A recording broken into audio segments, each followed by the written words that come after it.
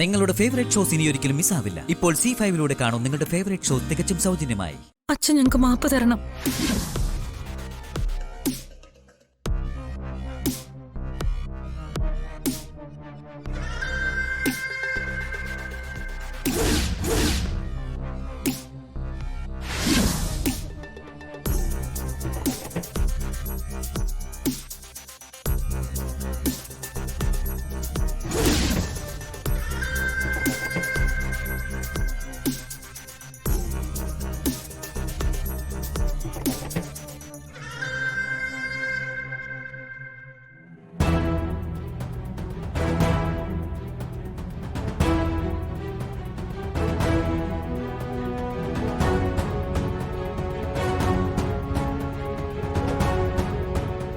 അനഘ എപ്പോ വന്നു?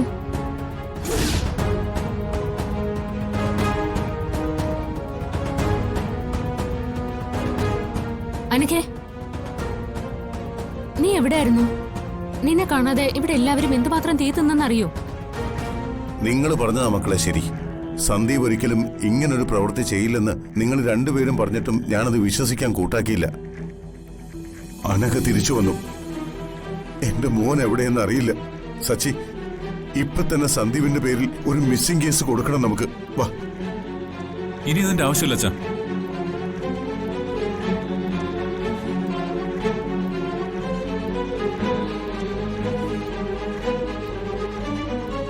സന്ദീപ് എന്നെ വിളിച്ചിരുന്നു.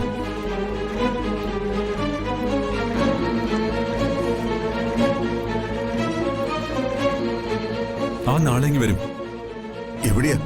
എവിടെയാ അവൻ?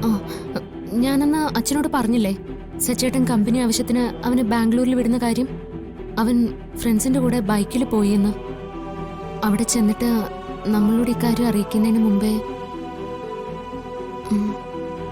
അവന് ഒരു ആക്സിഡന്റ് ഉണ്ടായി. ഈശ്വരാ.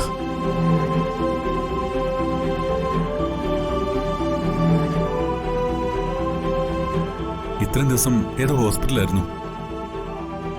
ആക്സിഡന്റിൽ ഫോണൊക്കെ നഷ്ടപ്പെട്ടു. പിന്നെ അവന്റെ കൂടെ പോയതോ കൂട്ടുകാരന്റെ ഫോണിൽ നിന്നാണ് വിളിച്ചത്. നാളെ ഡിസ്ചാർജ് ചെയ്യും. എന്നിട്ട് നാളെ എത്തിക്കൊള്ളാന്ന് പറഞ്ഞു. സച്ചി, നീ വേഗം ഇറങ്ങ്. നമുക്ക് അവിടെ വരെ പോകാം. എനിക്കിപ്പോ തന്നെ അവനെ കാണണം. അച്ഛാ, അതിന് എവിടെയാ സ്ഥലമെന്ന് അവൻ പറഞ്ഞില്ല. മാത്രമല്ല അച്ഛനോട് ഇപ്പൊ ഒന്നും പറയണ്ടെന്ന് അവൻ പറഞ്ഞിരുന്നു. അവന് വേറെ കുഴപ്പമൊന്നുമില്ല. പിന്നെ അച്ഛൻ കൂടുതൽ ടെൻഷൻ ആവണ്ടെന്ന് കരുതിയാ ഞങ്ങളിപ്പോ പറഞ്ഞത്.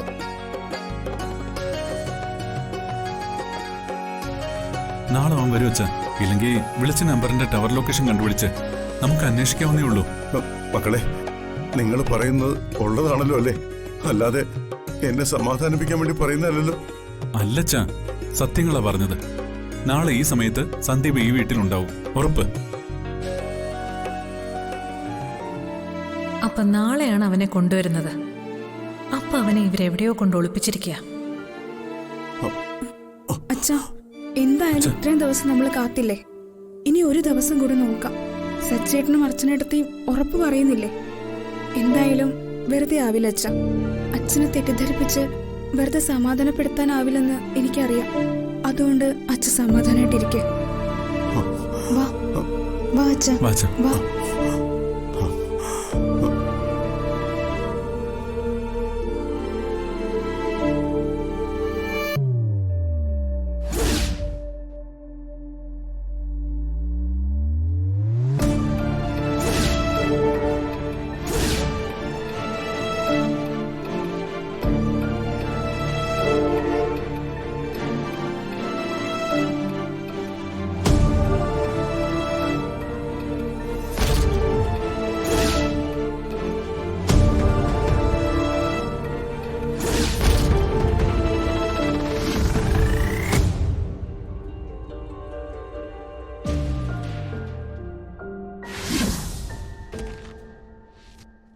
ഇന്നെനിക്ക് നിയന്ത്രണം വിട്ട് അനഘയെ തല്ലേണ്ടി വന്നു.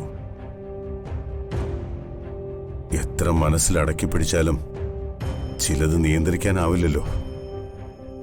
അടികൊണ്ടത് അവൾക്കാണെങ്കിലും വേദനിച്ചത് എനിക്കാ. ഇനിയുള്ള പശ്ചാത്താപത്തിന് വിലയില്ലെങ്കിലും മനസ്സ് നീറുന്നുണ്ട്. കാരണം അത്രയ്ക്ക് ഞാൻ എൻ്റെ മക്കളെ സ്നേഹിക്കുന്നുണ്ട്, വിശ്വസിക്കുന്നുണ്ട്. അതെല്ലാവർക്കും മനസ്സിലാവാത്തതാണോ, അങ്ങനെ നടിക്കുന്നതാണോ എന്നാ ഇപ്പൊ എന്റെ സംശയം. വേറെ എന്തും ഞാൻ സഹിക്കും, വിശ്വാസവഞ്ചന ഒഴികെ എന്തും. വിശ്വാസം എന്ന വാക്കില സേതുമാധവൻ ജീവിക്കുന്നത്. ഞാൻ എൻ്റെ മക്കളെ വിശ്വസിക്കുമ്പോൾ അവരും അത് പാലിക്കണമെന്ന് നിർബന്ധമുണ്ടെനിക്ക്. എന്നോടൊന്ന് പറഞ്ഞ് മറ്റൊന്ന് പ്രവർത്തിക്കുന്നത് എന്നെ കൊല്ലുന്നതിന് തുല്യമാണ്. അങ്ങനെ എനിക്ക് എല്ലാവരെയും വിശ്വാസം ഉള്ളതുകൊണ്ടാ സന്ദീപും അനഘയും നാട് വിട്ടുപോയി എന്ന് പറഞ്ഞപ്പോൾ ഞാൻ വിശ്വസിച്ചത്. അതുപോലെ സന്ദീപ് നാളെ മടങ്ങി വരുമെന്ന് നിങ്ങൾ പറഞ്ഞപ്പോൾ അതും ഞാൻ വിശ്വസിച്ചത്.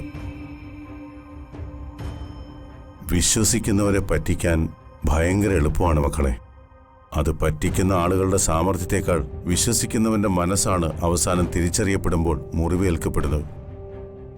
അച്ഛാ, ഞങ്ങൾ പറഞ്ഞ സത്യ, സന്ദീപ് നാളെ വരും. അത് അച്ഛനെ സമാധാനപ്പെടുത്താൻ വേണ്ടി പറഞ്ഞതല്ല. ഞാനും സച്ചേട്ടനും അന്നേ അച്ഛനോട് പറഞ്ഞില്ലേ സന്ദീപ് ഒരിക്കലും ഇങ്ങനൊന്നും ചെയ്യില്ല എന്ന്. വിശ്വാസത്തെക്കുറിച്ച് അച്ഛൻ ഇത്രയും പറഞ്ഞതുകൊണ്ട് പറയുക. പലരെക്കുറിച്ചും ഓരോ സാഹചര്യങ്ങളിലും ഓരോന്ന് കേൾക്കുമ്പോൾ തകർന്നു പോവുക പലപ്പോഴും. സച്ചേട്ടൻ ഉൾപ്പെടുന്ന മക്കളായാലും ഞാൻ ഉൾപ്പെടുന്ന മരുമക്കളായാലും തെറ്റുപറ്റും. അത് വിശ്വാസവഞ്ചനയായി വ്യാഖ്യാനിക്കും മുമ്പ് ആ തെറ്റ് എന്തുകൊണ്ട് പറ്റിയെന്ന് കൂടി അച്ഛൻ ചിന്തിക്കണം. അതിൽ ചിലതെങ്കിലും നന്മയ്ക്കാണെന്ന് തിരിച്ചറിയാൻ വേണം. ഞാൻ പറഞ്ഞു വന്നത്, ആരെയും, ഈ എന്നെ പോലും 100% വിശ്വസിക്കരുത് അച്ഛൻ. 1% സംശയിക്കണം ഓരോ കാര്യത്തിലും. നമ്മുടെ മനസ്സ് തകർന്നു പോകുമ്പോൾ അതിൽ നിന്ന് തിരികെ വരാൻ അത് ഒരുപാട് സഹായിക്കും. ഞാൻ അച്ഛൻ്റെ വാചകങ്ങളൊക്കെ തിരുത്തുകയാണെന്ന് കരുതരുത്. അതിന് ഞാൻ ആളുമല്ല. ഇങ്ങനൊരു അനുഭവത്തിൽ നിന്നെങ്കിലും അച്ഛൻ കാര്യങ്ങളൊക്കെ മനസ്സിലാക്കണമെന്ന് കരുതി പറഞ്ഞതാ. അതെ അച്ഛാ, അർച്ചന പറഞ്ഞതാ ശരി. എനിക്ക് അച്ഛനോടൊരു അപേക്ഷ കൂടിയുണ്ട്. സന്ദീപ് തിരികെ വന്നതിന് ശേഷം ഉടനെ അവനോട് അനഘയുമായുള്ള വിവാഹത്തെപ്പറ്റി അച്ഛൻ സംസാരിക്കരുത്. ശാരീരികമായി നല്ല അവസ്ഥയല്ല അവന്. മാനസികമായി കൂടി തളർത്തരുത് നമ്മളാരും. ഇനിയെല്ലാം സമാധാനമായിട്ട് ആലോചിച്ച് ഓരോന്ന് ചെയ്താൽ മതി അച്ഛാ. അങ്ങനെ നമ്മൾ ചെയ്യാത്തതുകൊണ്ടാ മനസ്സമാധാനക്കേട് നമ്മൾ വിളിച്ചു വരുത്തുന്നത്. അച്ഛൻ നല്ലപോലെ ആലോചിച്ച് ഒരു തീരുമാനത്തെത്തിയാൽ മതി. എന്നാ ഞങ്ങൾ ഇറങ്ങട്ടെ.